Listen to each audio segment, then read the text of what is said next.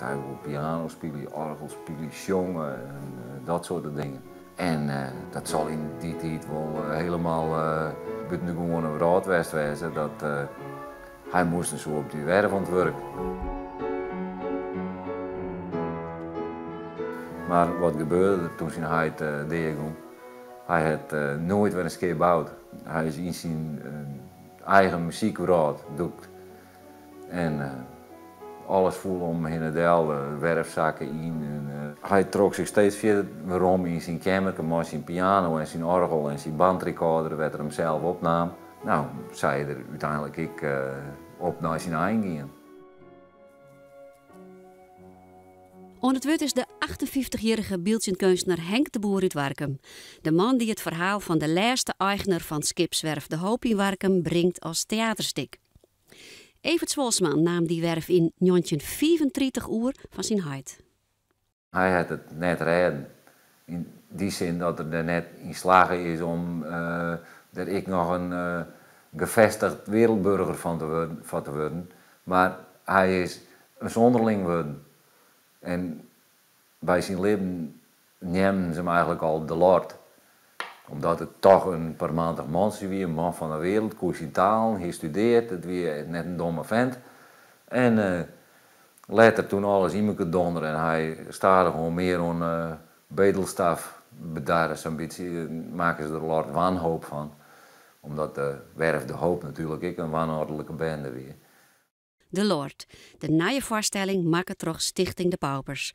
Een groep kunstenaars en muzikanten uit Warkum die vaak met maatschappijkritische stikken komen. Henk de Boer is zijn 25 jaar geleden de initiatiefnemer en is eens nog altijd in de speel. Hij schreeuwt de stikken en had een duidelijke visie over de werkwijze van de Paupers. Het is al een low budget en wat we lenen kunnen, lenen we. En zo wordt iedereen, dat is de cultuur van de Paupers en Marmekoor. En elk zijn mening telt. Er is geen baas. Maar het is eigenlijk altijd een om- en bijwerken. Daar leidt voor mij de geschiedenis in de groen en elk stukje heeft wel wat mooi. En daar zie ik min of meer historische feiten bij. En dat koppel ik dan aan Joet de Dij en dan wordt het onverwacht maatschappijkritisch meestal.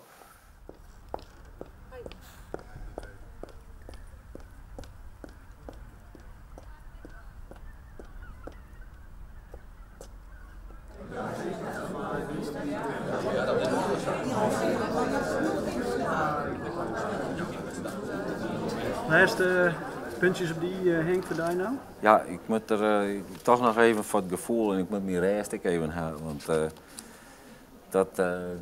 het kriebelt nou toch, moet ik zeggen. Er moet al wat gebeuren vanzelf. Hè? Nou, ik zal die verder net storen. Succes. Ja, ik doe mijn best. Maar hoe kwam Henk de Boer nou toch op het idee om het stik te maaien? Usaid, die had Loods oerkocht. Ik denk haast van Evert Zwolsman. Omdat hij natuurlijk in die Jeelpine zit. En in ondernemersbedrijf daar. Dus ik ben daar eigenlijk ook opgegroeid. En nou ja, dat inspireerde mij eigenlijk. Omdat het van mijn gevoel wel een beetje een link had met mezelf. En met andere mensen die in de muziek of de kunst dwaalden binnen. Wat ik dan wel weer heb is telefoon. Nou, dat is mooi klein man. Elk moment kan dat ding gaan. En dan kan je maar rekening houden. Druk. Dat is geen tijd meer voor jezelf. Het is een poepentoer om dat van elkaar te krijgen. Om daar altijd mee bezig te wezen. En nou ja, dat denk ik, ja, wie doe ik al zo. Stiekem gaat het stik dus eigenlijk een beetje hoe die. Ja, dat mag ik precies, ja. Ja, dat vind ik wel, want dat begrip moet er gewoon wezen, vind ik. Een kunstenaar bloed, zwart-wit zijn het altijd een beetje een flapdrol die het maar wat onpielt.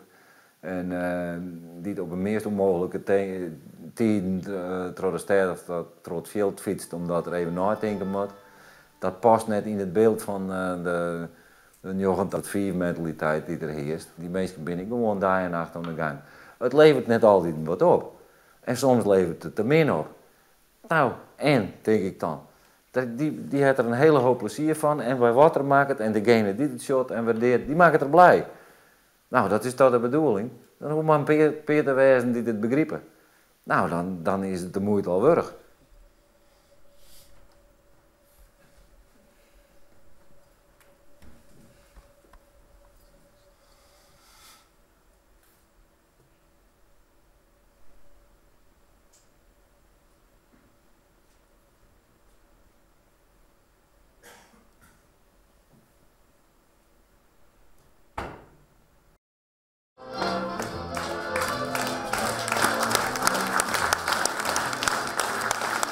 Nou Henk, hoe gaat het? Ja, nee, ik ben hartstikke tevreden. Prachtig. Ja, geweldig. Ja, geweldig.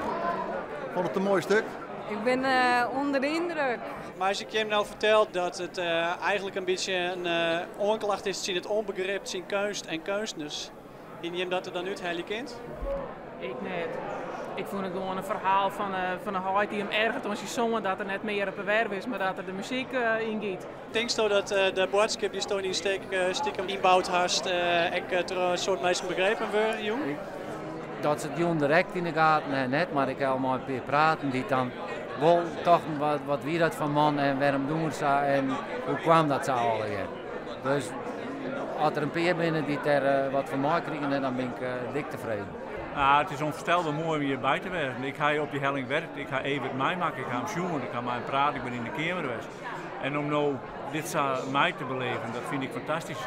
Ik ga altijd van wie Evert zien hele persoon, zien hele spagaat, dus wat ik direct zei. Dat tussen kiezen tussen vakken en muziek. Dat gaat ervoor zorgen dat die helling nog bestaat. Of zie die hellingen hebben best. Als Zwolsman nou nog leeft, is dit een advies voor die had, denkst?